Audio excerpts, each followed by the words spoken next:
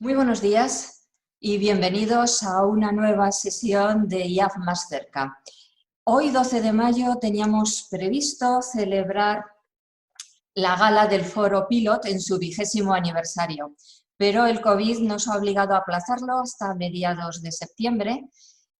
Pero no obstante, hemos querido tener hoy un encuentro logístico Pilot online en nuestros webinars diarios. Y es que el plan de logística o plan Pilot del IAF, del Instituto, nació, como digo, hace 2 décadas, con el objetivo de posicionar a Aragón como referente logístico del sur de Europa, aprovechando la estratégica ubicación geográfica que tiene nuestra comunidad autónoma, siendo cruce, encrucijada de importantes rutas logísticas. Este plan, las actuaciones del plan Pilot incluyen, como he dicho, el foro, un premio, becas del máster de logística, jornadas de puertas abiertas, asesoramiento empresarial, asistencia, evaluación y promoción de la formación profesional dual logística. El foro Pilot congrega anualmente en torno a 1.200 asistentes. Y en estas 2 décadas se ha apoyado a 200 empresas, 35 de ellas han sido galardonadas, se han obtenido 3 premios nacionales y 1 europeo, y 150 alumnos del máster de logística han realizado prácticas remuneradas en empresas candidatas al premio Pilot, con un grado de incorporación a estas empresas en torno al 85%. Para iniciar los actos de las celebraciones del 20º aniversario, contamos hoy con 2 ponentes de bastante experiencia, más de 2 décadas cada uno de ellos. Contamos con Ana Isabel González, presidenta del Centro Español de Logística y directora de Supply Chain en Procter & Gamble. Buenos días, Ana Isabel. Muchas gracias por acompañarnos. Y también con Fernando Carreras, director general de la División de Logística del Grupo Carreras. Buenos días, Fernando, y muchísimas gracias por estar con nosotros. Ana Isabel González es directora de Logística para una unidad de negocio global en Procter & Gamble, donde lidera el programa de transformación digital y creación de valor en la cadena de suministro con clientes internacionales. Es presidenta del Centro Español de Logística, siendo la primera mujer en alcanzar la presidencia en los 41 años de historia de este centro. También es miembro del comité de dirección de Lead Network España, asociación que promueve el avance del talento femenino en el sector del gran consumo. Miembro del Comité Europeo Women in Supply Chain, miembro del Foro de Expertos Logísticos y miembro del Consejo Asesor de las Startup Quickers. Es una de las líderes de opinión más relevantes en logística de España, sector que representa un 10% del Producto Interior Bruto Nacional y que cuenta con menos de un 15% de mujeres en puestos directivos. Durante más de 28 años de experiencia en Procter & Gamble, ha ocupado distintas posiciones de responsabilidad en áreas de manufactura, compras, recursos humanos, planificación, distribución, operaciones y proyectos logísticos. Ha liderado departamentos en España y Portugal, en Europa y a nivel global, así como el programa de diversidad e inclusión para el sur de Europa.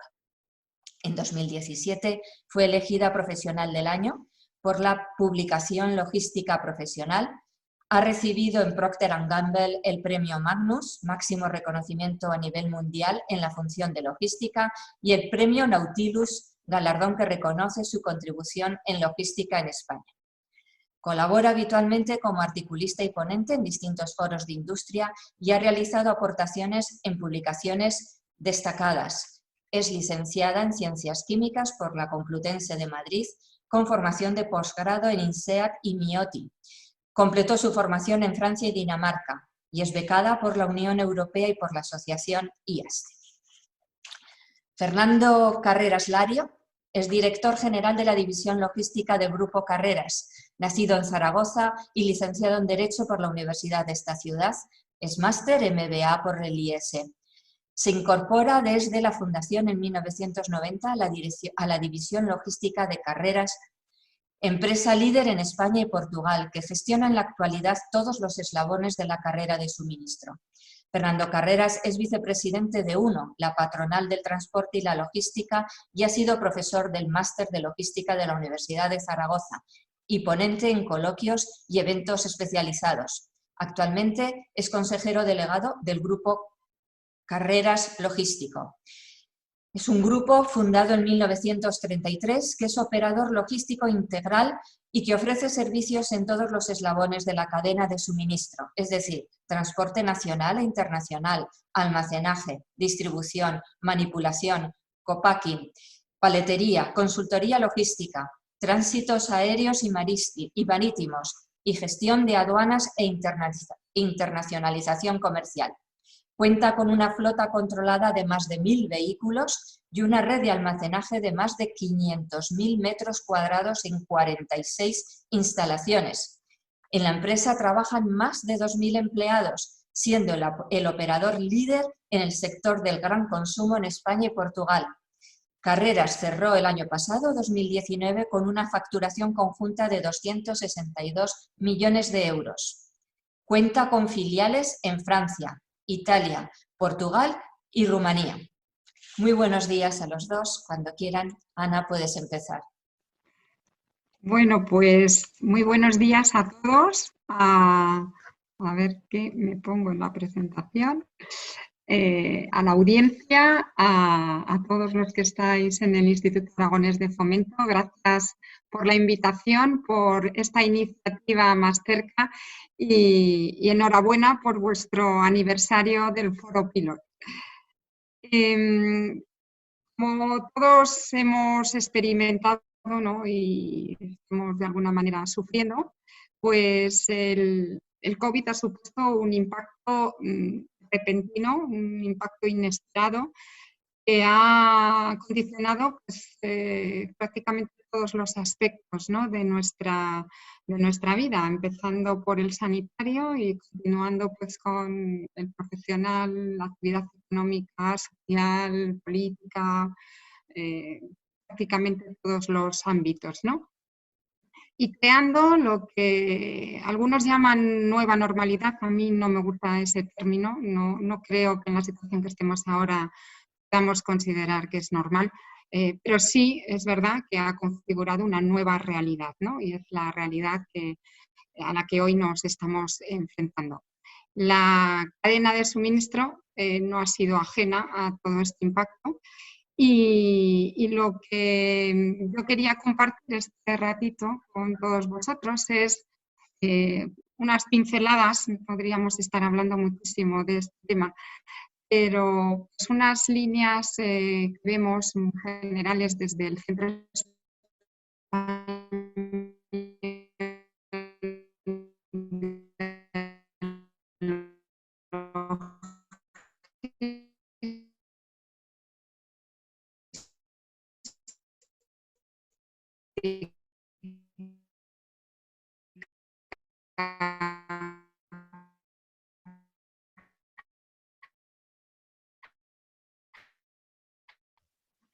Voy a empezar entonces a ver, con estos primeros comentarios, ¿no?, de cómo hemos visto el impacto de la crisis. En un primer lugar, lo que ha ocurrido es que ha tenido un impacto muy desigual, ¿no? Ha sido abrupto, como decía, y esto ha afectado a sectores que de un día para otro prácticamente han visto ralentizadas, si no paralizadas, sus actividades, ¿no? El caso del turismo, del canal de Horeca, de la construcción, la automoción, todo lo que tiene que ver con textil y moda. Y por otra parte hemos visto otras actividades, otros sectores donde ha ocurrido lo contrario, donde de un día para otro ha habido que hacer frente a un pico inesperado de demanda para el que tampoco las cadenas estaban preparadas, ¿no? Y esto no solo ha ocurrido de un sector a otro, incluso dentro de una misma empresa, ¿no? Si pensamos en el retail, efectivamente la alimentación ha sido de demanda exponencial, pero la no alimentación pues se ha visto muy ralentizada. O si pensamos en los canales, por ejemplo, el comercio electrónico, que luego trataremos, ha sido también el canal que más crecimiento, ¿no?, experimenta. La proximidad, las tiendas de proximidad también, y sin embargo, pues actividades en hipermercados también se han visto más ralentizadas, ¿no? Entonces, este primer impacto ha supuesto un reajuste, ¿no?, importante en un espacio de tiempo muy corto, en tener que pues dar respuesta a la nueva realidad, que veremos un poquito más adelante. Otro segundo impacto de estas líneas generales, pues todo lo que tiene que ver con el transporte multimodal. El uso del ferrocarril, pues para todo lo que tiene que ver con transporte de viajeros ha sufrido parón. Sin embargo, sí se ha utilizado para fletes de grandes dimensiones. En todo lo que es aviación, también pasajeros se ha visto paralizado. Hay de transformación en carga, con un impacto muy importante también en los costes, ¿no? Porque pues, los costes de todo lo que tiene que ver ahora esta parte de carga, pues se han visto incrementados. Lo mismo en transporte internacional, donde en muchos casos los transportistas que viajan fuera de España pues no son capaces de volver con retorno de mercancías como era anteriormente, pues produciendo también un incremento en los costes. La parte de navieras igualmente ha sufrido un importante impacto en su actividad. No me voy a parar mucho en este punto porque Fernando es muchísimo más experto que yo y nos dará una visión más profunda después, ¿no? Y otra de los puntos que hemos observado, ¿no?, como os decía, como grandes líneas, es que hemos visto que ha habido una agilidad, ¿no? Y esto es un punto positivo para mí a resaltar en la gestión de las cadenas de suministro. Siempre hablamos, ¿no?, necesitamos cadenas ágiles, flexibles, que den respuesta.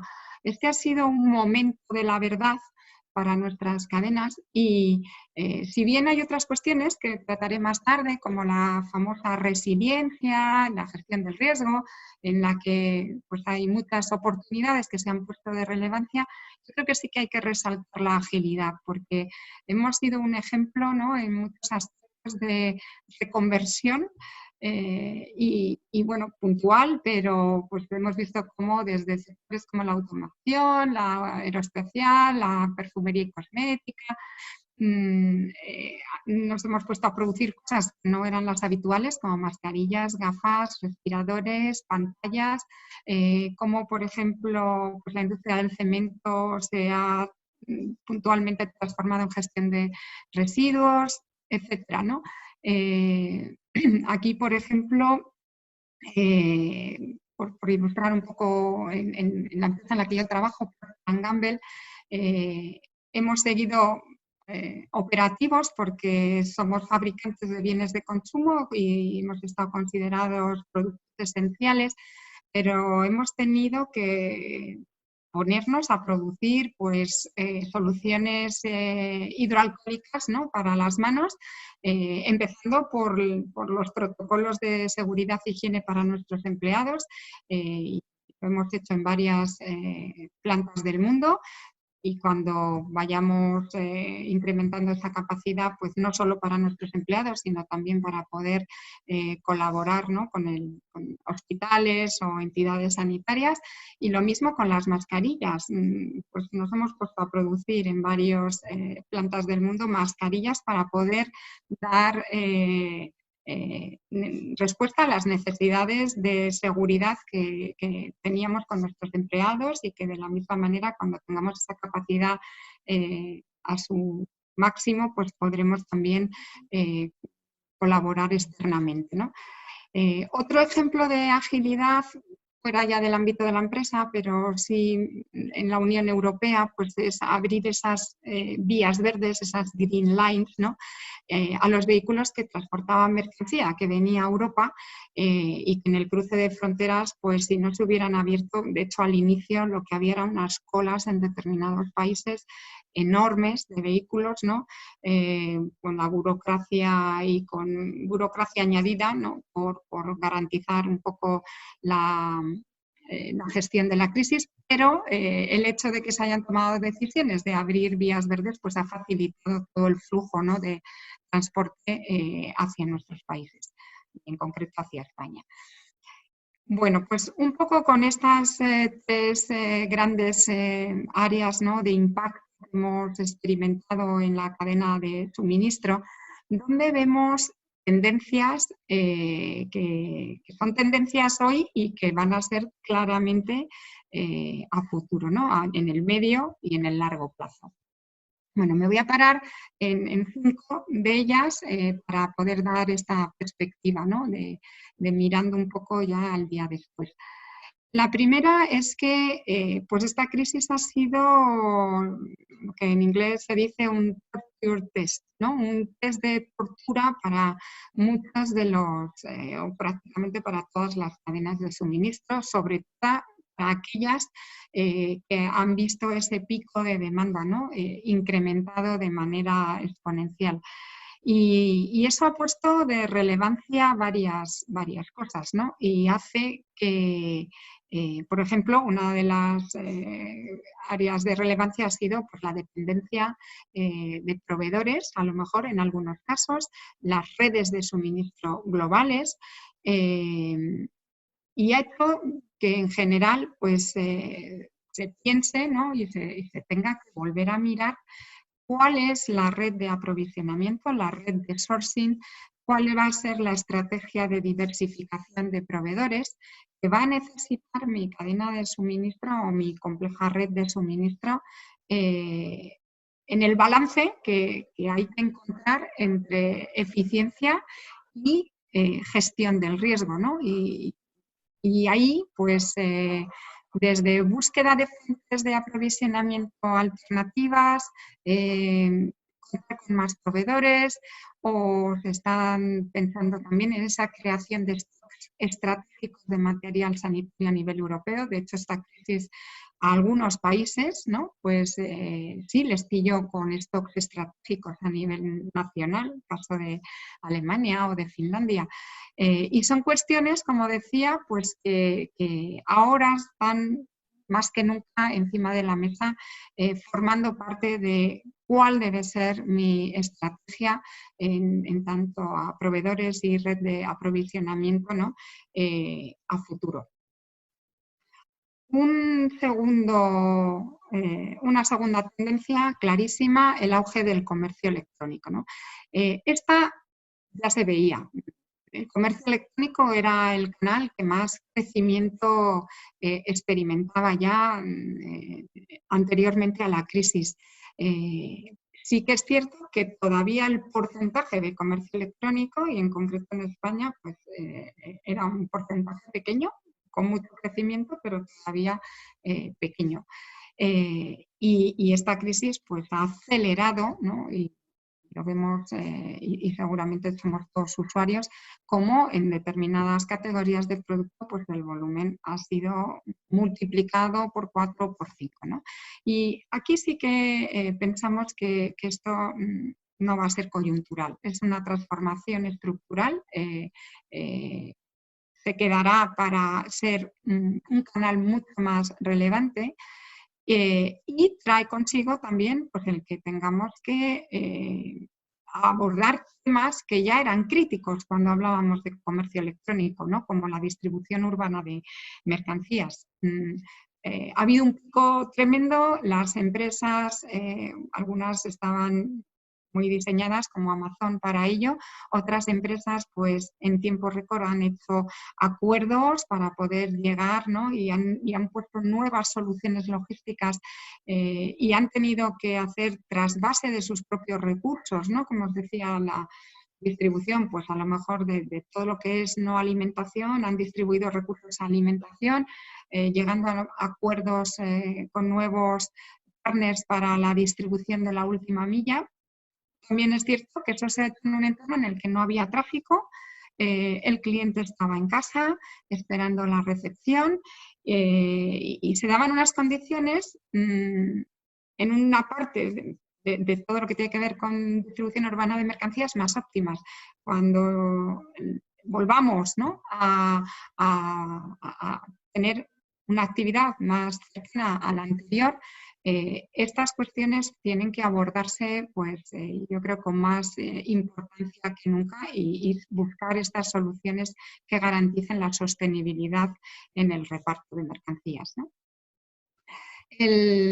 La tercera tendencia, de la que ya hablábamos mucho, ¿no?, desde el CEL, veníamos desde hace tiempo pues, hablando de la importancia de la transformación digital en las empresas, ¿no?, y de la tecnología que trae la industria 4.0.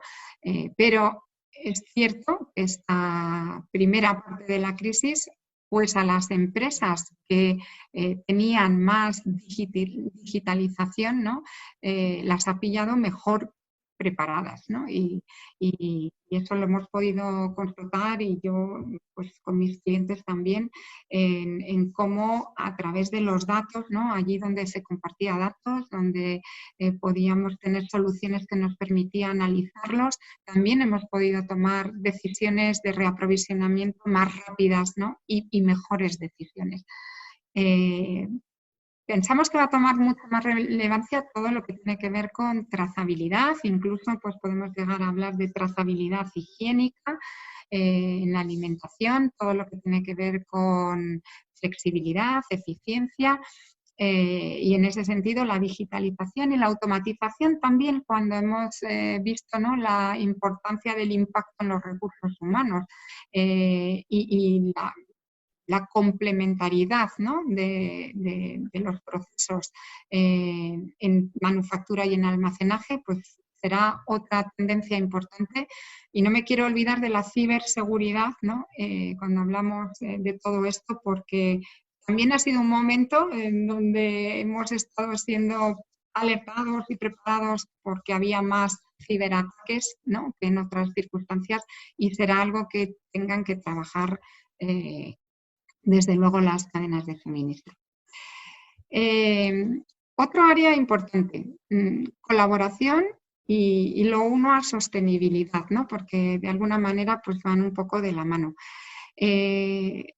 A mí, los que me conocéis, me venís oyendo hablar de colaboración pues prácticamente toda la vida, ¿no? Yo soy muy partidaria de integrar a todos los actores de la cadena de suministro, que tenemos un fin último, que es servir a nuestros consumidores, ¿no?, y a nuestros clientes, y tenemos mucho que ganar y mucho valor que aportar si en ese fin pues, nos miramos como partners y buscamos áreas en las que podemos crear valor conjuntamente todos los partners para nuestro negocio. Pero estos primeros meses de la crisis pues, ha puesto igualmente de relevancia que la colaboración es imprescindible, ¿no? También hemos visto ejemplos de lo contrario, ¿no? Y esos pues, son un poco tristes, diría, en este entorno, pero en general lo que más hemos visto es cómo entre proveedores y clientes, entre operadores logísticos, pues todos hemos buscado la forma de ayudarnos para poder abordar, ¿no?, esta situación.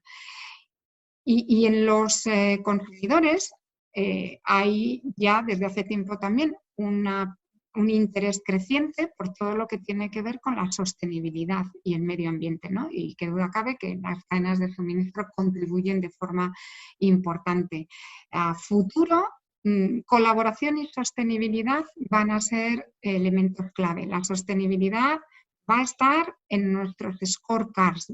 Tendremos en los scorecards, además de nuestros parámetros habituales de servicio, coste, inventario, etcétera, aparecerán parámetros de sostenibilidad porque es una demanda creciente en los consumidores. Y la sostenibilidad va de la mano de la colaboración, ¿no? Cuando hablamos de cadenas de suministro, buscando sinergias, buscando soluciones muy creativas para que pues, contribuyamos, ¿no? a la mejora del medio ambiente. Y para terminar, con estos 5 puntos de tendencia, pues todo lo que tiene que ver con gestión de nuestros recursos y gestión del talento, ¿no?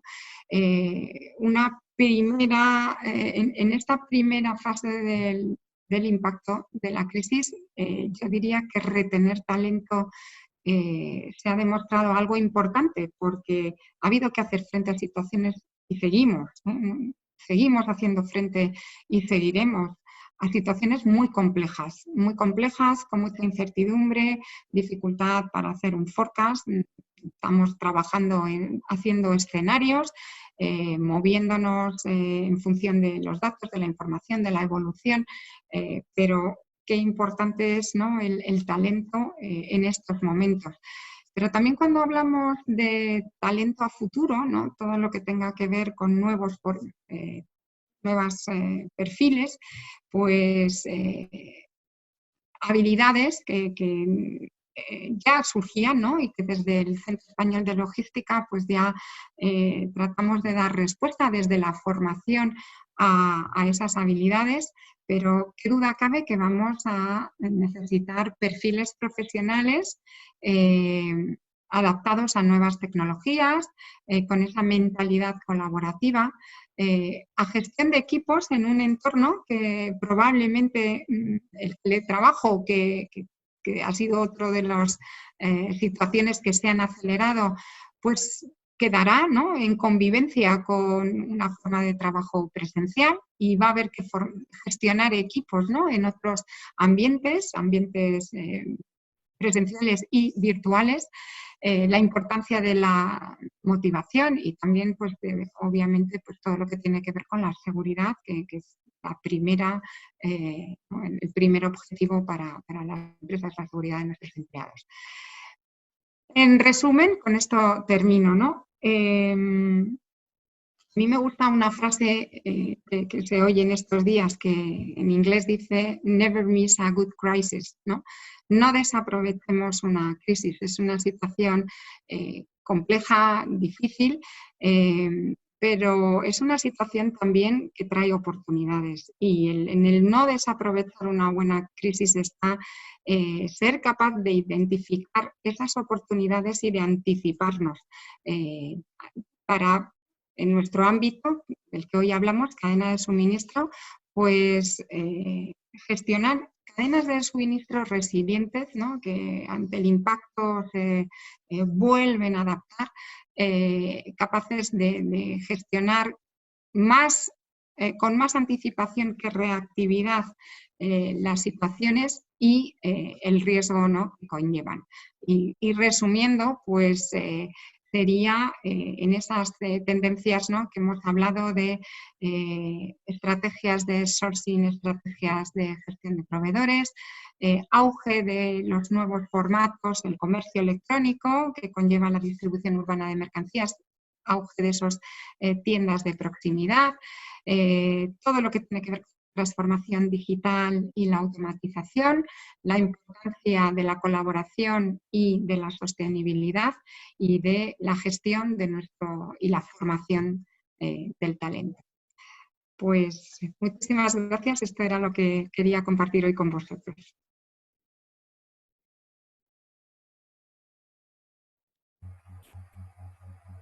Sí, continuamos con Fernando Carreras.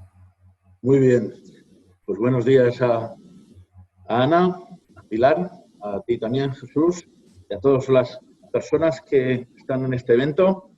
Quiero agradecer al IAF que se haya acordado de nuestra empresa para participar precisamente cuando se cumplen los 20 años del Foro Pilot, en el cual yo como representante de nuestra empresa tuve la suerte de poder participar allí como miembro del jurado cerrar el foro Pilot y pues agradeceros el que nos hayáis permitido estar aquí en este evento. Bueno, pues yo voy a hablar en nombre del sector del transporte y la logística, y ahí tenemos que pensar que realmente el impacto del coronavirus pues ha sido fuerte en el sentido de que prácticamente el 50% de la actividad en nuestro sector se ha perdido. Se perdió las primeras semanas de marzo y eso ha provocado pues, una situación muy difícil en un sector que ya de por sí es un sector complicado,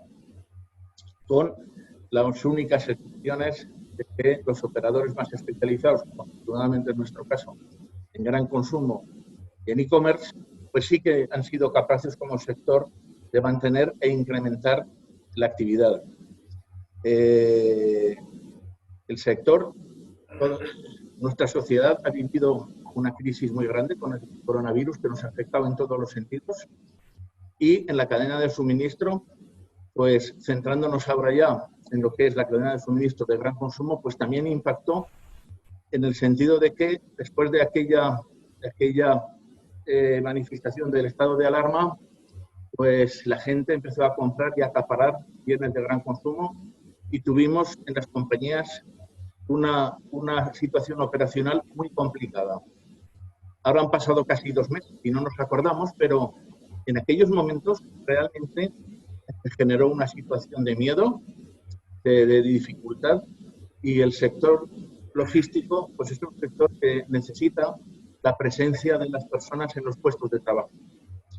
Los conductores, los mozos de almacén, los administrativos para gestionar, todo el mundo pues fue consciente de la responsabilidad que tenía y afortunadamente yo quiero decir que el sector respondió muy responsablemente, muy correctamente, muy profesionalmente.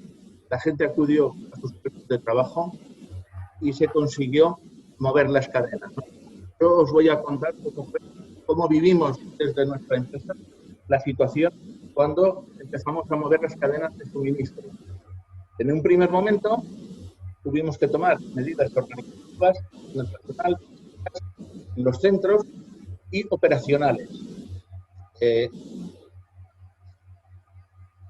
Lo primero que hubo que hacer pues, fue garantizar que los centros de trabajo pues, están seguros, intentar seguir en este momento todas las indicaciones de los departamentos de prevención y ante una crisis semejante pues, crear rápidamente normalizar un poco de crisis que centralizara y canalizara las inquietudes, las respuestas, los problemas que surgían, incorporando pues, dirección y las actividades de negocio, con unas reuniones diarias, porque en aquellos momentos los problemas y las situaciones cambiaban diariamente. Hubo que tomar también medidas organizativas, empezar a mover a la gente a teletrabajo. Los operadores logísticos normalmente tenemos un desarrollo tecnológico, pero claro, no contábamos de la noche a la mañana con mandar tanta gente a casa. Tecnológicamente hubo que resolver una serie de situaciones, pero rápidamente se consiguió y se pudo dar seguridad a la gente. Las personas que vinieron a trabajar entendimos que debíamos primarles esa situación de riesgo que tenían y nosotros y muchas otras compañías así lo hicimos. Y además había que primarles emocionalmente, porque ahora no nos acordamos, pero en aquellos momentos se estaba comunicando que lo responsable era quedarse en casa. Y la persona que iba a trabajar pues parecía que estaba haciendo algo que no estaba muy claro. Afortunadamente, enseguida se reconoció que este sector era un sector esencial y evidentemente pues mereció el reconocimiento y el apoyo de clientes, de la sociedad, y todo esto lo trasladamos a través de nuestros mandos y a través de mensajes pues a la gente para que sintiera que realmente su esfuerzo no estaba siendo en vano, sino que ese riesgo y ese miedo que tenían pues estaba siendo productivo y estaba siendo para algo. Sectorizamos los equipos de trabajo a fin y efecto de que una crisis en un equipo no contaminara al resto de la instalación, porque hubo momentos donde no se sabía cómo se iba a reaccionar, si había casos en instalaciones, si se iba a cerrar la instalación, qué iba a suceder. Entonces, sectorizamos buscando el minimizar un posible impacto. Por otro lado, también lo que hicimos, evidentemente, pues fue incorporar como pudimos, porque hay que reconocer que allí pues, hubo realmente una falta de material sanitario. Las mascarillas llegaron muy tarde, pocas y mal. Afortunadamente, hubo iniciativas privadas, creo, en muchas áreas geográficas de nuestro país. En Aragón hubo una iniciativa con el Gobierno de Aragón y la CREA, la Comunidad de Empresarios, en la que nosotros también participamos. Eso generó unos donativos para traer material sanitario, que nosotros, el Gobierno de Aragón, confió y gratuitamente lo seguimos gestionando para suministrar mascarillas, geles de todo tipo, pero eso fue una iniciativa privada, pero realmente lo que llegó desde el Ministerio fueron 2 mascarillas por conductor a las 3 semanas y nada para los operarios de los centros de trabajo. Con lo cual, bueno, pues fuimos incorporando todas las medidas de material sanitarios como pudimos. A los choferes se les dotó en cuanto se pudo, y evidentemente, pues desde el Departamento de Prevención, pues se iban tomando medidas para pues, dotar de seguridad, en la mayor seguridad posible, al trabajo. Por otro lado, supongo como en todas las empresas, pues también se trabajó en desinfecciones, los equipos, los turnos que salían, pues se desinfectaba todo tipo de útiles que tuvieran un turno para el siguiente. Procuramos, evidentemente, pues las pausas, buscar la manera de escalonarlas y que no coincidiera la gente. Cambiamos la orientación de calidad de auditoría que la gente tenía que cambiarse en los centros para que viniera ya con ropa de trabajo para evitar congestión en los vestuarios.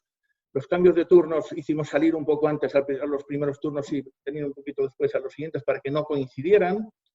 Y bueno, pues pusimos en marcha en operaciones que no suelen tener tanta distancia como co-packing, pusimos en marcha el separar rápidamente, tener distancias para las personas que estaban trabajando en áreas de co-packing.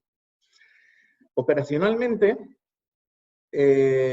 nos pusimos en marcha en el sentido de cada día cotejar nuestras capacidades, porque era muy cambiante, había unas variabilidades enormes. Entonces, cada día en todos los centros teníamos que comunicar cómo estábamos de capacidades físicas y productivas. Y ya solo canalizábamos y lo compartíamos con nuestros clientes de cara a ir preparándonos cada día para las necesidades del día siguiente. Íbamos buscando unos forecasts y unas comunicaciones que nos permitieran intentar cumplir al máximo.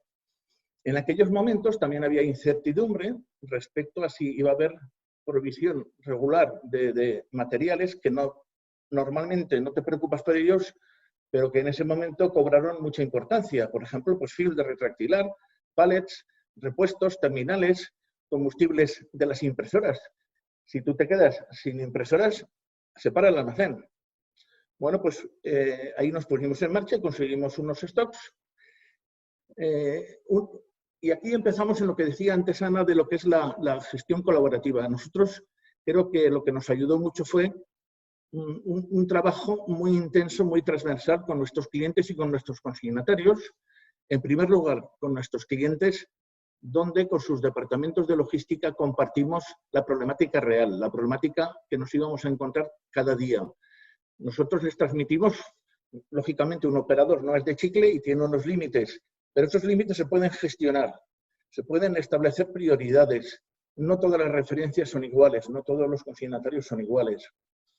Nosotros buscamos el potenciar los volúmenes. En aquellos momentos había que dar eficacia a la cadena del suministro porque los centros de descarga estaban colapsados, con lo cual había que intentar hacer operativas eficientes.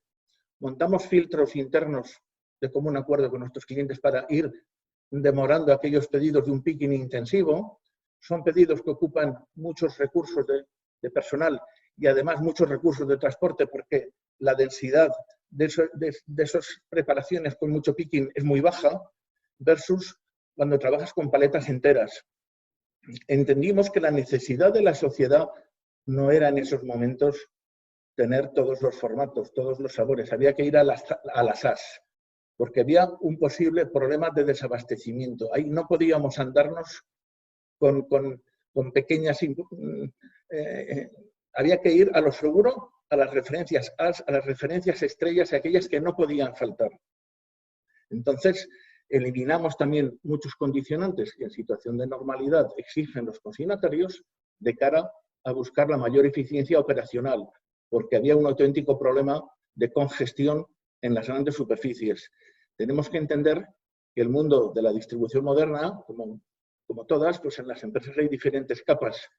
En aquellos momentos de desabastecimiento, los compradores tenían instrucciones de comprar a tope. Los fabricantes, evidentemente, querían producir y enviar a tope, pero las instalaciones logísticas tienen un límite. Entonces, donde se producía el cuello de botella era en las instalaciones logísticas, o bien de los operadores o bien de la distribución. Con lo cual, pues había que buscar la forma y la manera de conseguir ser todos más operativos. Esto también lo vimos y nos ayudó mucho el establecer una colaboración muy estrecha, no tanto con los departamentos centrales de la distribución, sino con las personas que estaban al mando de las instalaciones. Hay grandes instalaciones, reguladores de la distribución, que estaban auténticamente colapsadas. Ellos mismos no se aclaraban con sus instrucciones, te rechazaban una tipología de pedidos, unas familias, y al día siguiente te las demandaban. Las volvías a llevar, te las volvían a rechazar. Había una situación, pasamos una situación difícil y afortunadamente lo fuimos salvando con ese contacto diario con la realidad de los centros operacionales donde pactábamos horas, pactábamos familias, pactábamos formatos, formas de presentación y así conseguimos que la eficiencia fue subiendo porque la logística inversa provocó un colapso porque tú no solo tus capacidades las dedicabas a preparar, sino que todo lo que preparabas te volvía devuelto, pues empezabas a colapsarte. Nosotros empezamos a hablar con los centros para ver realmente si nos iban a recepcionar la mercancía o no. Y cada día cogíamos todos los centros de destino y hacíamos un informe, un check-in con todos los responsables y veíamos lo que había que entregar y lo que no. Y así conseguíamos evitar logística inversa. Y después, lo que también hicimos fue potenciar los equipos de logística inversa. Hubo situaciones kafkianas donde fabricantes de productos para Horeca, cuando se cerró de golpe Horeca, pues esos fabricantes también cerraron y nos encontramos con mercancías que no tenían ni dueño ni destino. Y entonces fue difícil de gestionar. Montones de palés moviéndose donde Horeca se acababa de cerrar de un día para otro y no se podían entregar. Bueno, pues esa colaboración fue la más importante que nos permitió mejorar la eficiencia en la cadena de suministro. A día de hoy podemos decir que la situación no solo está normalizada, yo creo que si ha habido un sector que ha funcionado, que ha dado seguridad a los ciudadanos, pues evidentemente si ha sido la cadena de suministro, la logística en este país, el suministro de gran consumo ha funcionado desde los fabricantes agroalimentarios, los operadores, la distribución. Creo que todo el mundo ha estado ya al pie del cañón y se ha trasladado una seguridad a la ciudadanía de que no se iba a producir ningún desabastecimiento. Hoy ya nadie recuerda aquellas jornadas fatídicas que pasaron, pero que hoy quedan muy atrás. Entonces, en este momento en lo que estamos es casi en una situación contraria. En este momento, debido a la inquietud generalizada, pues los porcentajes de consumo están cayendo. Hay una inquietud por la crisis económica que viene detrás de la crisis sanitaria y, por lo tanto, ahora pues hay una tendencia a que la actividad está bajando. Una tendencia leve, un 4%, más o menos, pero el consumo se está ralentizando. La gente se lo está pensando dos veces y vemos con inquietud que la evolución de aquí a final de año no pensamos que vaya a haber ningún repunte, sino más bien pues, que esta tendencia se consolide, aunque moderada. Entonces, ¿qué vemos? ¿Qué cambios son los que vemos que se han producido y que han venido para quedarse?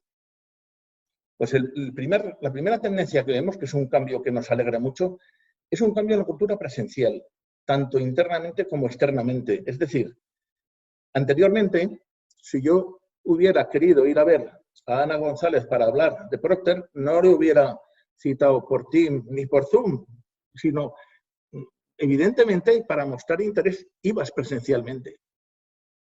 Las personas que en las compañías hacen las jornadas presenciales, pues parece que son también profesionales, comprometidos Con lo cual esa cultura presencial pues, se ha quedado atrás. Hoy incluso todos preferimos, por supuesto en estos momentos, pues que nos comuniquemos digitalmente. Hemos comprobado que es eficiente, que ahorramos mucho tiempo en viajes, que podemos juntarnos pues 70, 80, 100 personas y podemos hablar y entendernos de forma digital.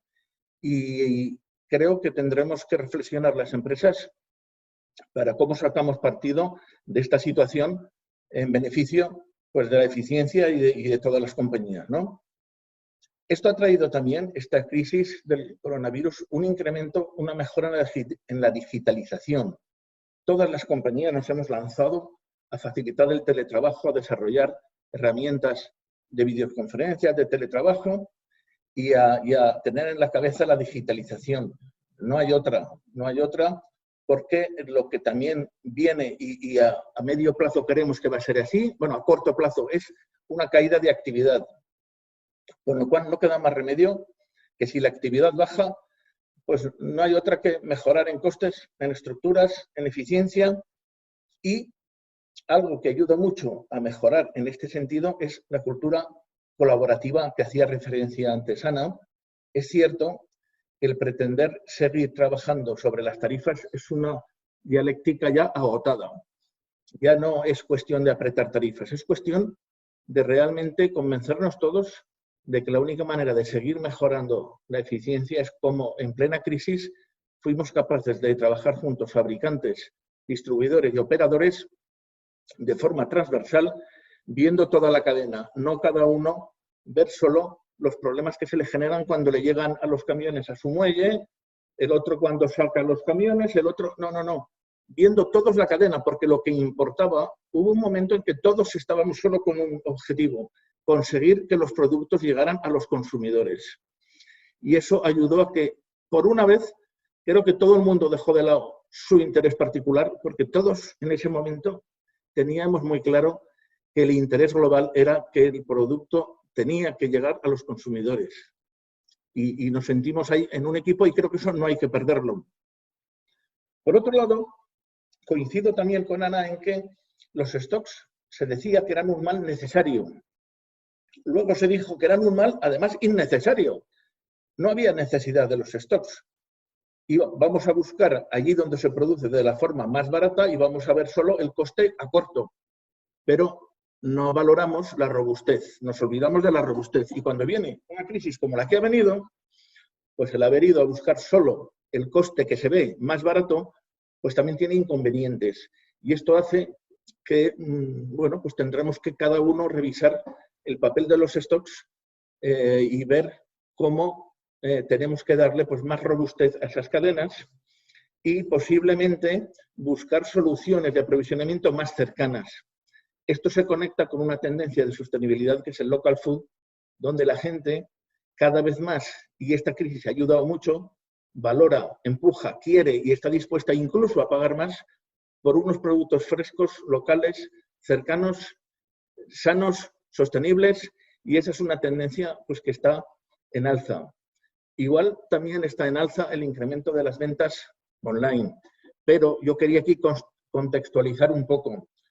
Las ventas online han crecido, vamos a decir, un 50% de un golpe, pero no olvidemos que en gran consumo estamos hablando de un 2%, que aunque crezca un 50%, estamos hablando de un 3%.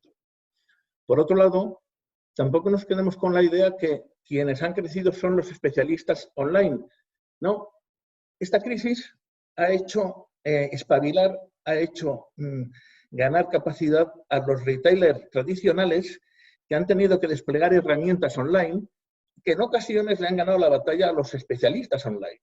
En este momento, quien vende más alimentación en España online es el Corte Inglés. Bueno, pues aquí se abre un abanico de oportunidades y de cambios que pienso que las empresas tenemos que reflexionar para, cuando menos, sacar algo positivo de esta crisis. Y nada más, aquí quedo a vuestra disposición.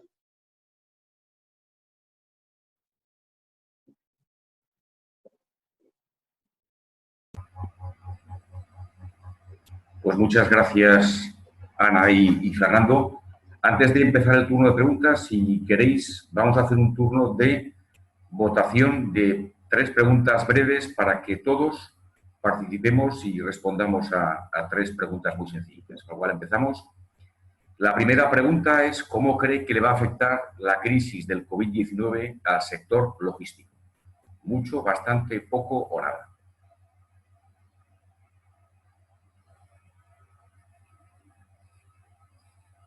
Ya podéis ir dando al botón de votar. Perfecto.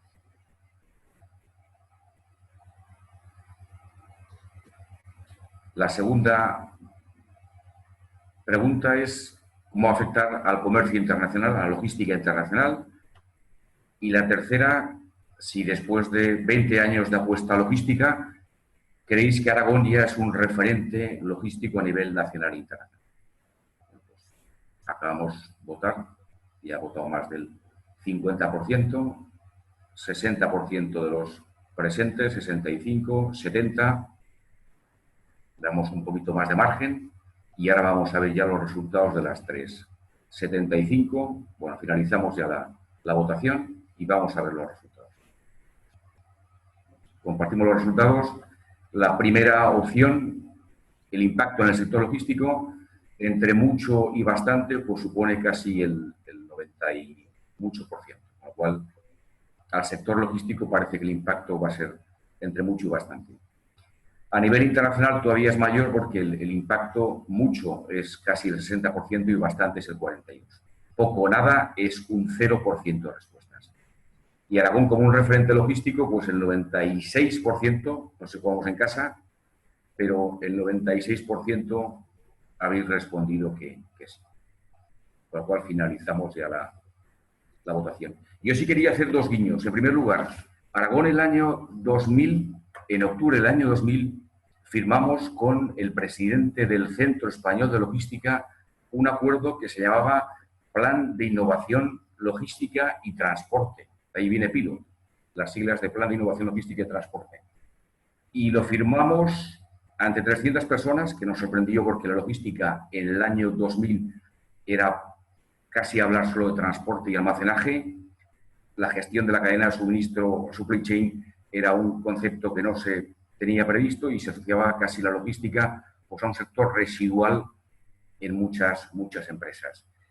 A partir de ahí se pusieron en marcha muchísimas nuevas actuaciones, lógicamente el gran buque insignia como es Plaza, otras plataformas logísticas como es la de Fraga, la de Teruel y la de Huesca, el Zaragoza Logistics Center. Yo sí estuvo en un foro pilot, le encantó lo que era la apuesta de Aragón por la logística y se acordó con el MIT la creación del Zaragoza Logistics Center.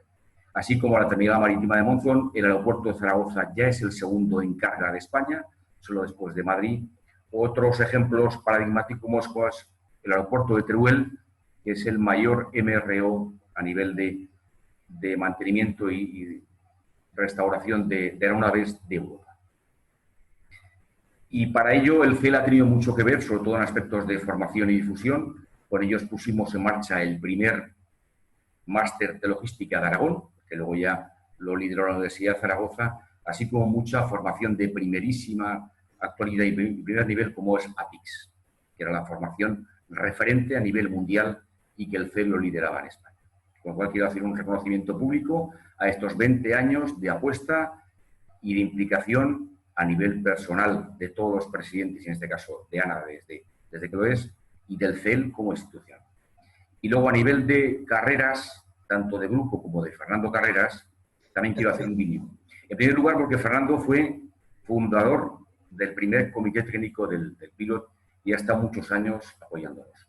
Y luego a nivel de Grupo Carreras, aparte de su gestión y la labor que hace de creación de riqueza y de empleo para Aragón, quiero hacer público, aunque ha hecho un guiño Fernando, la gran apuesta que ha hecho Grupo Carreras por Aragón en marcha.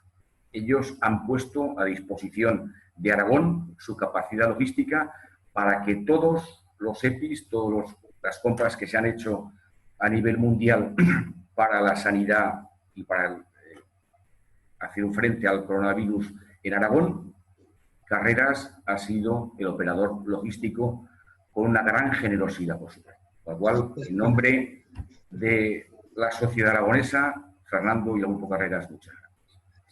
Y ahora ya Empezamos ya con las preguntas. Hay dos opciones de participar. En primer lugar, la que os invitamos, que es levantar la mano.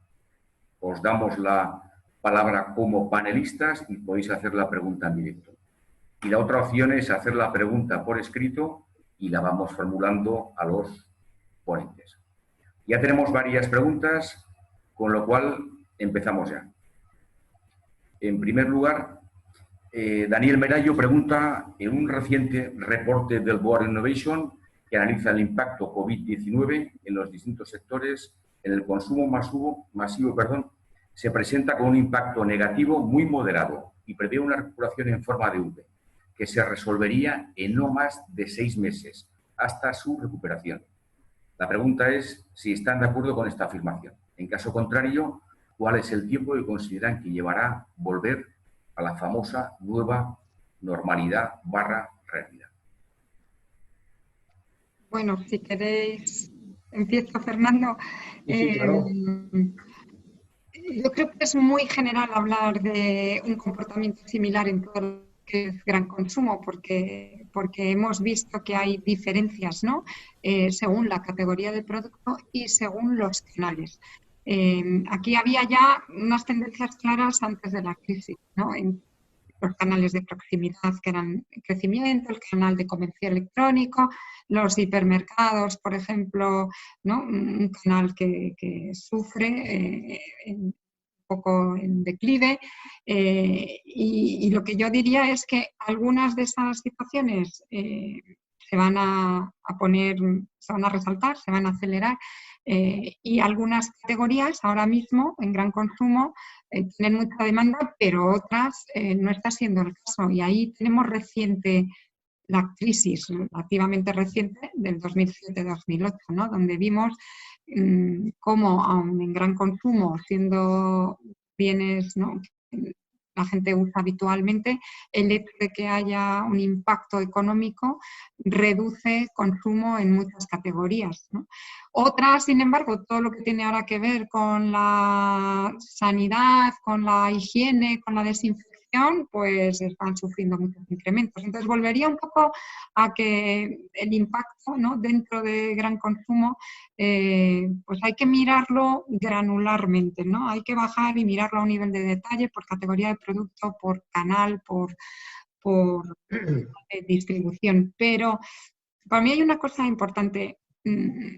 Hay un cambio de hábitos, ¿no? Un cambio que en parte venía, ya era tendencia, y otro que ahora pues surgen cosas nuevas. Y lo que me parece fundamental en gran consumo es entender muy bien por dónde van nuestros consumidores, ¿no? Tanto para fabricantes como para distribuidores.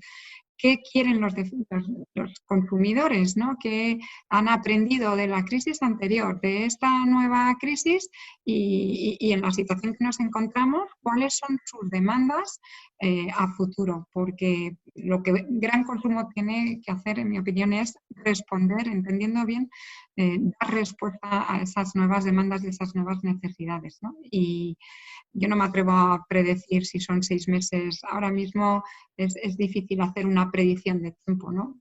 Es un sector mejor posicionado que otros que hemos visto que han tenido un parón, ¿no? Pero siempre mirando, como digo, a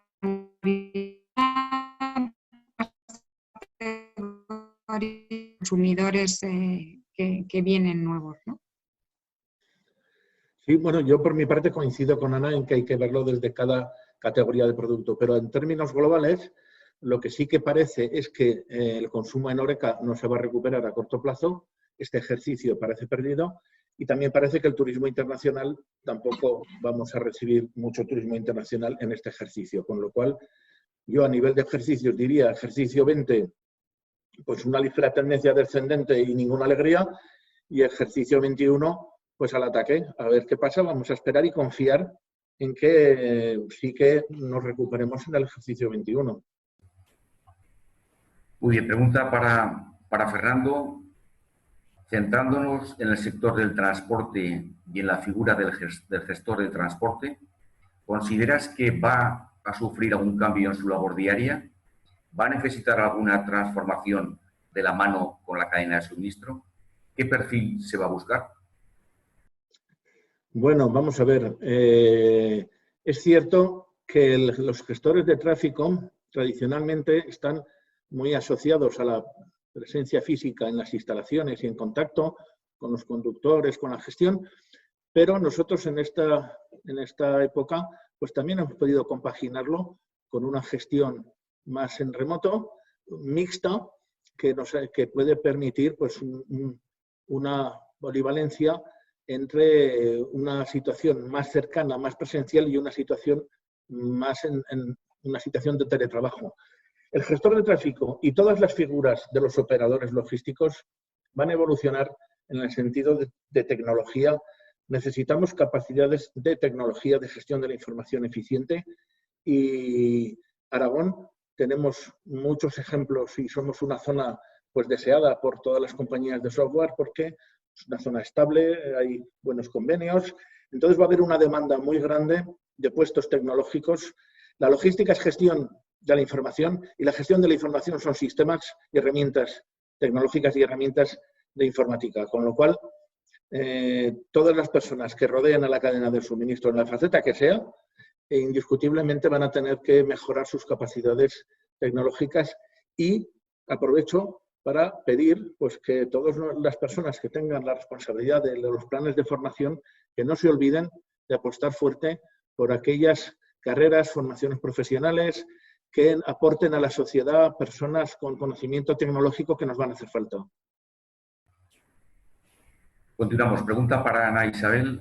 Haciendo foco en los nuevos hábitos y costumbres que se aproximan, se predice que el comportamiento del consumidor va a cambiar aceleradamente hacia el e-commerce y las compras de proximidad, forzando de algún modo a un cambio en el tejido logístico que se vio tan afectado con esta crisis.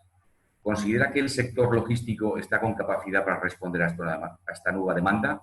Eventualmente, ¿cómo impactará esto sobre lo que se venía trabajando antes del COVID, de la logística, pero? Bueno, hay muchas cuestiones, ¿no? Detrás de esta buena pregunta. Esa tendencia de que los canales en gran consumo que crecían era comercio electrónico y proximidad ya estaba, ¿no?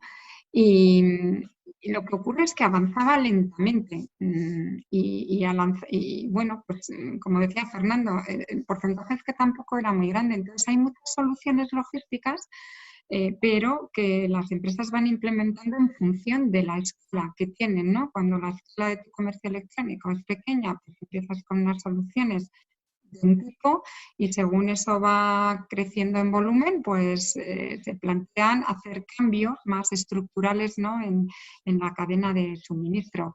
Y eso lo vemos, si lo miras globalmente, pues en aquellos países donde el comercio electrónico tiene un porcentaje mucho más elevado que en España, como los retailers han ido transformando sus cadenas de suministro, porque la respuesta que hay que dar para la última milla pues, es diferente que la que hay que dar cuando se suministra un hipermercado, ¿no? Entonces, en ese sentido yo pienso que sí, que esto tiene que traer una visión, empezando por la estrategia, ¿no? De cuál es la estrategia que van a adoptar las empresas y qué se va a necesitar para responder a esa estrategia de la cadena de suministro, y ahí seguro que hay que adoptar nuevas soluciones logísticas. También es verdad que bueno, pues retailers que tienen un peso importante de su negocio en hipermercados, por ejemplo, también están buscando la forma de que el hipermercado tenga ¿sabes? Un relanzamiento, ¿no? Y quizás esta crisis pues también trae oportunidades porque son espacios más abiertos, es más fácil mantener distancias de seguridad, solo hay que ir a un sitio y no a muchas tiendas de proximidad. Es decir, yo creo que todo el mundo, ¿no? Se está poniendo las pilas, diciéndolo coloquialmente, en mirar a las estrategias y la cadena de suministro. Yo creo que si buscamos la parte positiva, ¿no? de esta situación, lo que nos ha permitido es ponerla mucho más de relevancia. Los profesionales de la logística siempre nos quejamos de que no nos acuerdan de nosotros cuando las cosas no van bien, ¿no? Y si no, pues somos una función muy silenciosa, pero ahora se ha visto la importancia absolutamente clave que tiene, ¿no? En ese dar, como decía antes Fernando, ayudar a los consumidores, es que teníamos una misión de trasladar confianza a la sociedad y que la sociedad estuviera tranquila sabiendo que los bienes esenciales no les iban a faltar, ¿no? Entonces, hay un momento de revalorización de la función que cumple la cadena de suministro y es pues, importantísimo que en ese volver a mirar a las estrategias, ¿no? La cadena de suministro forme parte de la estrategia de la compañía más que nunca para ver qué cambios se van a tener que abordar. Continuamos. Aquí Jordi Valcorba pregunta a Fernando: en el ámbito del transporte, antes del COVID, había una falta de transportistas. ¿Esta tendencia continuará de esta manera? Sí. Sin duda, ese es un hándicap que tenemos en el sector, porque la profesión del conductor, pues entre la gente joven no tiene un gran atractivo y entonces hay dificultades para encontrar personas que estén dispuestas a subirse a un camión y a salir yendo por todas las ciudades en discrecional de aquí para allá. Con lo cual nos tenemos que ir mentalizando de que van a faltar conductores y esa es una situación pues que es una tendencia no solo en España, en Francia nos ocurre lo mismo y es una tendencia a nivel europeo. Continuamos. Pregunta para Ana: ¿el Big Data no ha sido capaz de anticipar todo lo que se nos ha venido encima? ¿Sigue siendo de confianza esta tecnología? Bueno, yo quizás matizaría, ¿no? Yo creo que el Big Data, los datos estaban, ¿eh?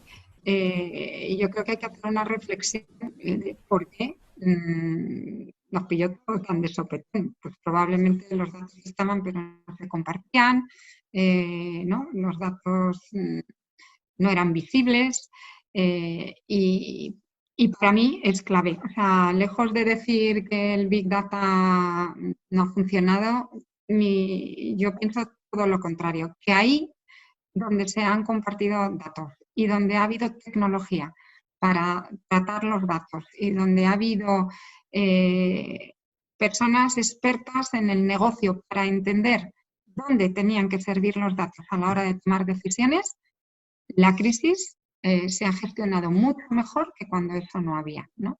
Y un ejemplo de mi ámbito, pues ha habido países, ¿no? Dentro de la unidad de negocio en la que yo trabajo en Procter, que con determinados clientes hay una visibilidad muy buena y muy amplia de datos y hay tecnología que nos permite trabajar en que los datos respondan a los casos de uso y hemos podido tomar, pues viendo diariamente por cada referencia cuál era la situación en el cliente de sus inventarios en las tiendas, en los almacenes, de cuál era la demanda, cuáles eran los pedidos, cuáles eran las ventas y teniendo esa visibilidad, tomar conjuntamente decisiones de reaprovisionamiento óptimas, ¿no? Para cubrir la demanda y para no crear luego stocks donde no eran necesarios y que nos faltaran en otros sitios. Y eso con respecto a los sitios donde no había visibilidad, pues todas las decisiones han sido de menor calidad, ¿no? Entonces, resumiendo, sí, yo apuesto por el uso de los datos, por compartir los datos, por la tecnología que hace que los datos se puedan tratar y sobre todo por el entendimiento de que los datos respondan a las necesidades de negocio. Por eso ahí tiene que haber equipos multifuncionales, no solo el experto técnico de los datos, el técnico y el experto de negocio. Aquí una pregunta un poquito más comprometida, que nos pregunta que ante la falta de suministro de recursos sanitarios que hemos tenido en España, ¿qué parte de la cadena de suministro ha fallado? ¿La planificación, gestión de compras, fabricación, toda? La dejo, Fernando. Bueno, yo solamente desde la experiencia lo podría decir al revés. ¿Qué es lo que no ha fallado? Lo que no ha fallado ha sido la iniciativa privada. Lo que no ha fallado ha sido pues, la voluntad de ayudar de las empresas, de la pequeña y mediana empresa, de la gran empresa, de las asociaciones empresariales. La iniciativa privada, el espíritu privado de solidaridad ha funcionado. Y creo que ha habido un contraste manifiesto entre cómo pequeños grupos de empresarios, por ejemplo en Aragón, con el gobierno de Aragón, han sido capaces de traer aviones de China con mascarillas y en una semana empezar a distribuirlos. Y creo que lo que ha fallado no han sido las cadenas de suministro. Habría que buscar en otro sitio donde está el fallo. Yo prefiero no profundizar, cada uno que profundice como quiera, pero sí puedo decir muy orgulloso que lo que no ha fallado ha sido la iniciativa privada, la solidaridad de las personas. La sociedad civil no ha fallado. Nada más, prefiero no decir nada más. Bueno, continuamos. Pregunta para Ana. Parece que las grandes empresas navieras están buscando soluciones en nuevos corredores ferroviarios e internacionales. ¿Será el momento de que España dé un paso importante en el desarrollo del transporte ferroviario de mercancías? Bueno, las navieras efectivamente se han visto muy afectadas, ¿no? Y además, en todo lo que tiene que ver con Asia, se vieron doblemente afectadas porque la crisis del coronavirus ocurrió secuencialmente justo después del parón en China por el Año Nuevo Chino, ¿no? Tradicionalmente en China llega ese periodo y hay un cese de actividad, son vacaciones, etcétera. Y a continuación ocurrió en China la crisis del COVID, con lo cual, bueno, pues lo que no estaba en stock, a partir de ahí ya hubo un parón importante en la cadena de suministro. Yo no soy una gran experta, ¿no? Como para decir si la reconversión a la parte de ferrocarril, con darle más amplitud al ferrocarril también es un debate que llevamos mucho tiempo, ¿no? En España. Y yo creo que se ha hecho mucho recorrido. No es a lo mejor la solución para llegar al último punto, ¿no? de entrega en la distribución, pero sí, desde luego, para trayectos, ¿no? Donde hemos visto que ahora se han hecho grandes cargas y podría ser esa opción a futuro. Quizás Fernando puede ilustrar este punto mejor. No, yo estoy de acuerdo con lo que has comentado. Entonces, no... Yo lo que creo es que es un momento en el que se están recuestionando muchas cosas, ¿no? Con muchos de los paradigmas con los que vivíamos, que eran algunos, pues a lo mejor intocables, ¿no? Había tendencias, sí, pero había otras cosas que formaban parte de esto es así. Y yo creo que una crisis sacude, ¿no? Todo como para cuestionarse ahora muchísimas cosas, ¿no? Y decir, bueno, y a futuro, y en este entorno, y en este contexto, y en la parte de contexto que se va a quedar y que va a ser novedoso, pues cómo consigo que mi negocio siga siendo un negocio ganador y eficiente, ¿no? Y van a venir muchos, en mi opinión, muchos replanteamientos, ¿no? En la búsqueda de esas soluciones. Sin duda, las grandes cadenas mundiales de suministro, pues la automoción también tendrá que replantearse sus modelos. Hay situaciones que van a cambiar para no volver. Entonces, evidentemente, pues nadie nos esperamos una crisis tan grande y, por lo tanto, pues tenemos que tomar nota para ver en qué puntos pues había una pretendida eficiencia que luego se ha demostrado que no era así. Y yo creo que el papel del stock es un papel a revisar importante y incluso un factor geopolítico, hasta qué punto la capacidad de autoaprovisionamiento nuestros países. Yo creo que se están cuestionando muchas cosas. La política agrícola común tan denostada, pues la famosa PAC, en este caso en Inglaterra faltaba harina. En España teníamos harina, en Italia teníamos harina, pero los ingleses no tenían harina. Bueno, pues las políticas agrícolas, la industria agroalimentaria. España es una gran potencia agroalimentaria. Esa protección de la Unión Europea, esas políticas. Bueno, pues efectivamente hay muchos puntos a debatir y muchas reflexiones que hacer tras una crisis como esta. Continuamos. Aquí otra pregunta que dice, ¿qué supondrá para el diseño de los almacenes esta crisis? ¿Qué tipo de cambios se llevará a cabo en su diseño para cumplir con las pautas de seguridad sanitaria? Yo, por mi parte, Ana, lo que pienso es que, vamos a ver, el diseño de los almacenes es un tema muy importante. Nosotros somos una empresa que nos gusta, porque también tenemos una actividad, perdimos el miedo a construir unos almacenes y nos gusta hacernos nuestros almacenes.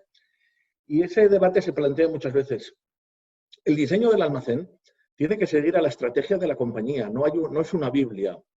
Los almacenes tienen que ser fábricas adaptadas al servicio que vaya a prestar la compañía que se va a sentar allí. Luego, de entrada, ya hay que hacer una reflexión. Lo que pasa es que, claro, almacenes grandes, los logísticos son muy estándares, ¿no? Dentro de ese estándar, yo lo que creo que hay dos cosas. Evidentemente, esta crisis pues provoca situaciones, yo creo que la más conflictiva pueden ser las cadenas de co-packing, porque la actividad de co-packing en España es muy manual, requiere mucha presencia de personas, está muy poco automatizada. Ese sector no se entiende como un sector fabricante de manufacturing, sino que sigue siendo un sector servicios con un componente más social, y eso habrá que revisarlo. Por otro lado, entiendo que en los diseños de los almacenes tiene que primar la movilidad sobre la capacidad de almacenamiento. En un almacén hay una balanza. Si tú quieres almacenar más, manipularás peor. Si tú quieres manipular mejor, almacenarás menos. Entonces yo creo que la balanza, en mi opinión, y además ayer estábamos discutiendo el diseño de un nuevo almacén que vamos a hacer, la balanza tiene que ser almacenes con menos capacidad de almacenamiento y más playas más grandes, mejores cinturones de circulación y perder densidad de almacenamiento. Hay que sacrificar almacenamiento en pro de seguridad en la circulación. No puede seguir habiendo pasillos de circulación en los almacenes donde los toros, las máquinas, las retráctiles, no pueden pasar dos a la vez. En las puertas de sectorización, en muchos almacenes, no caben máquinas en sentido, una choca contra la otra y no pueden pasar con velocidad razonable y con seguridad. Bueno, pues hay que dotar de mejores pasillos, mejores playas, muelles a las dos caras y dar facilidad a la manipulación frente a la capacidad de almacenamiento. En 5 años, muy posiblemente tendremos que volver a revisar todos los conceptos de cómo diseñar almacenes. Esa es una cuestión que va cambiando bastante. Y yo creo que también pues, se reforzarán mucho todos los protocolos de seguridad e higiene, ¿no?, en los almacenes que se han activado para poder seguir produciendo y distribuyendo mientras existe el virus.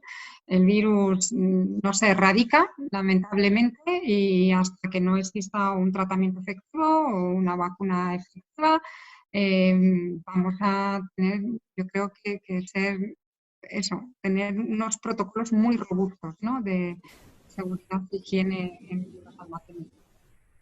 Muy bien. Nos preguntan aquí que si una mayor preocupación por la trazabilidad, sobre todo en temas de seguridad, va a suponer un incremento de los costes logísticos. Perdona, Jesús, no te he oído bien la pregunta. ¿Has dicho si un mayor...? Sí. Repito, vamos a ver.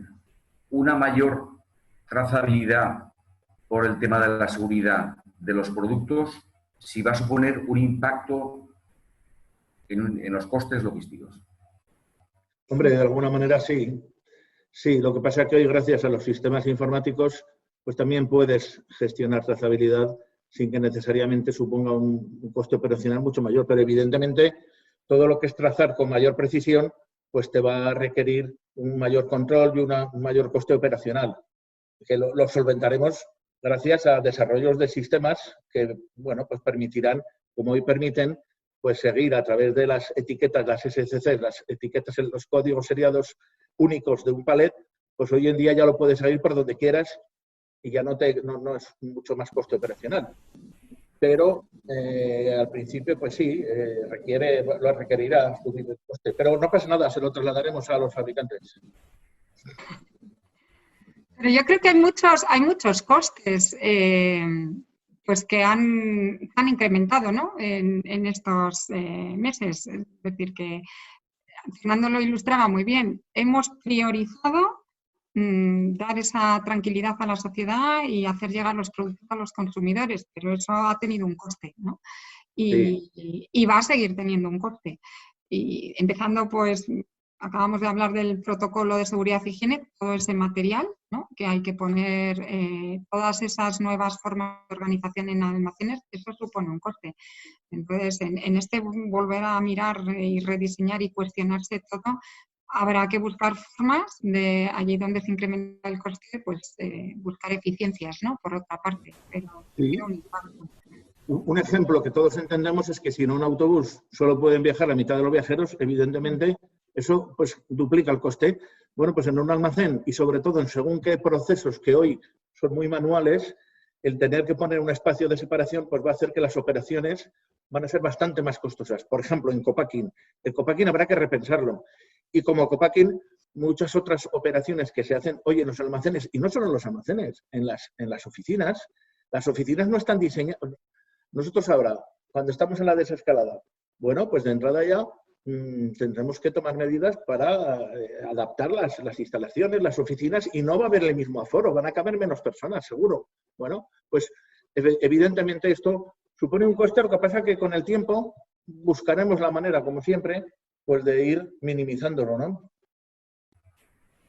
Bien, aquí tenemos otra pregunta para Ana, en este caso no como presidenta del CEL, sino como directiva de una multinacional. ¿Cree que el resto del mundo hemos aprendido que China no puede seguir siendo exclusivamente la fábrica del mundo y más en productos esenciales? ¿Esta lección la vamos a aprender?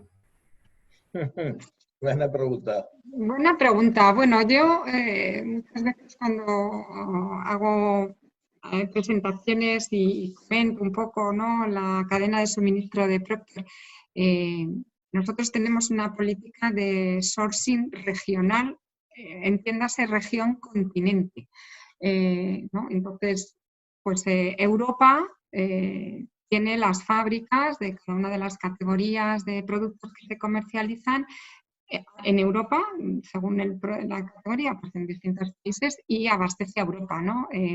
Norteamérica abastece a Norteamérica, Latinoamérica. En el caso de una multinacional como Procter, nuestro sourcing es regional. El tema de China pues ahora mismo está en muchos debates, ¿no? Yo pienso que va a depender mucho del tipo de negocio.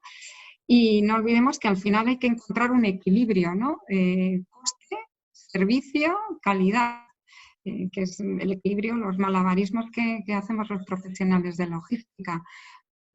Leía recientemente para un sector como es el de la moda, ¿no?, que sí que es muy dependiente de cadenas globales y con abastecimiento desde China, pues que a lo mejor no es tan obvio que China, ¿no?, desaparezca como proveedor por ese equilibrio, pero seguramente pues se buscarán alternativas, ¿no?, diversificación, bueno, pues formas de que ante otro impacto haya más recursos, ¿no?, y no se paralice toda la actividad. Ya os digo, es un debate interesante.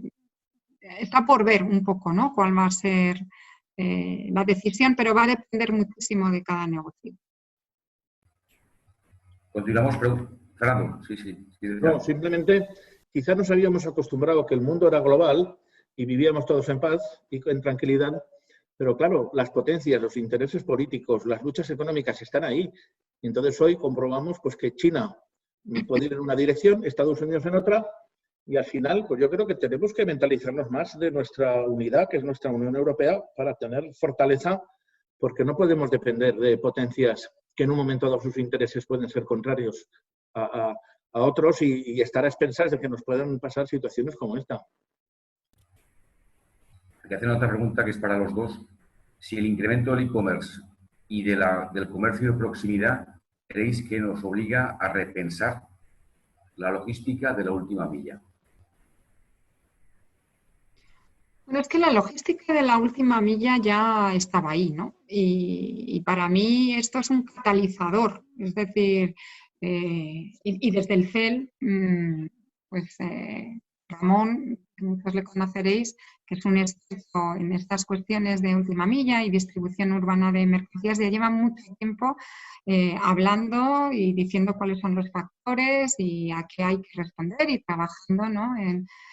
Ayudando en muchos casos a ayuntamientos para buscar soluciones en ese tema. Entonces, es que esto es un catalizador. Si ya era importante, ahora es más importante que nunca. Hay que buscar soluciones que algunas de las que se han puesto ahora de emergencia son carísimas. No son soluciones de continuidad, son soluciones para abordar una emergencia.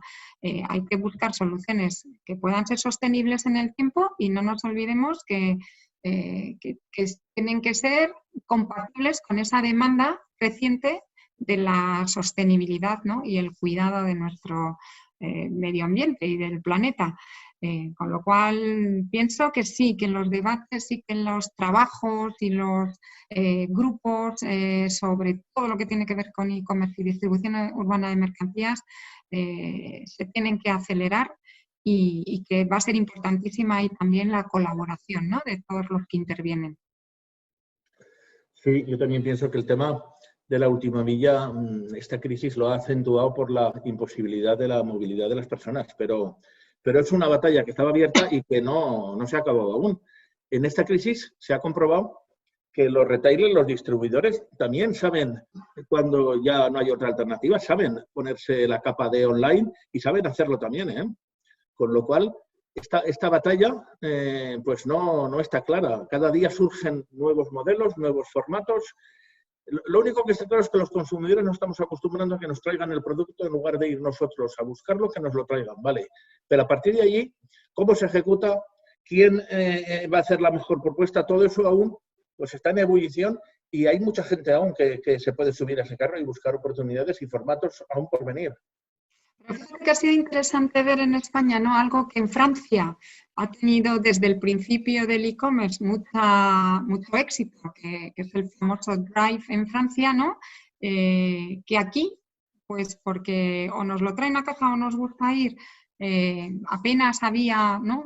Soluciones de esas. Me refiero a las soluciones en las que el consumidor hace o el comprador su pedido online y luego va a recogerlo a algún punto, ¿no? Del distribuidor, ¿no? Que es algo en Francia súper implantado y aquí había iniciado un poquito el Corte Inglés con su Click and Car y ahora ha sido una de las cosas, ¿no? Que más ha permitido poder hacer una compra online yendo simplemente con tu coche a recogerlo sin bajarte prácticamente del coche. Entonces, como decimos, ¿no?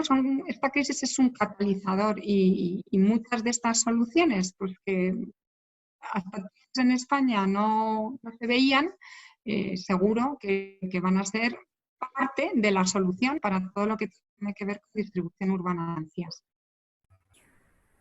Y una última pregunta, respuesta rápida. ¿Cree que en Aragón hace falta incrementar las instalaciones logísticas existentes? ¿Va a haber una mayor demanda en los próximos años? Perdona, Jesús. No lo habéis oído bien. Repito, si creéis que en Aragón se va a No, incrementar... yo no te he oído. Vale. Si creéis que en Aragón se va a incrementar la necesidad de las instalaciones logísticas.